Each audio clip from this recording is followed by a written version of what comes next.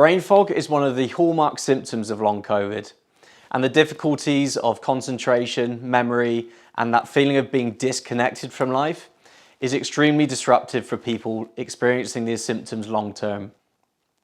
As more research comes out, we're starting to understand why people experience neurological type symptoms and how SARS-CoV-2 and long COVID affects the brain.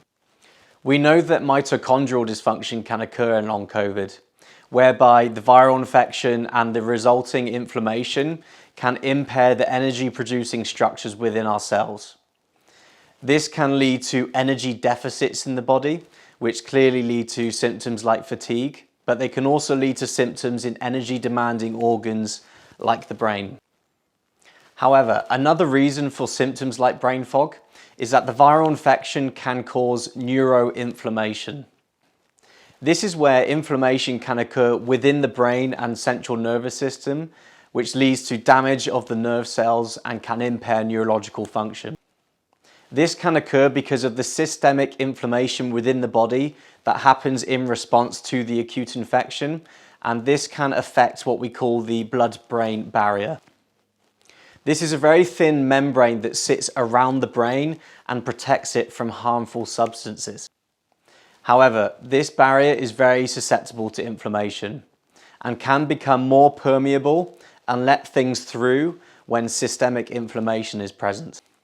This can include toxins, immune and inflammatory cells, and other large molecules that should not normally enter.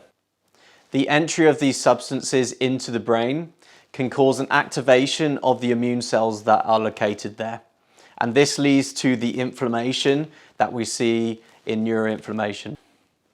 Aside from long COVID, we also see this similar mechanism within people that experience anxiety, depression, and more significant issues such as Alzheimer's and dementia.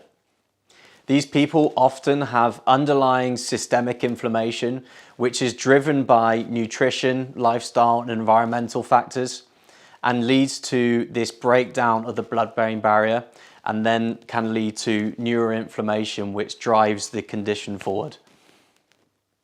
In long COVID, we can also see through this mechanism how the virus itself can pass into the brain and central nervous system through the breakdown of the blood-brain barrier. Once inside, it can therefore bind to ACE2 receptors within the brain and enter the cell itself, causing further disruption and damage. This breakdown of the blood-brain barrier is more likely to be seen in people with underlying health issues, underlying inflammation, and those with overwhelming inflammatory responses to the virus, as it is these inflammatory cells themselves which cause this breakdown.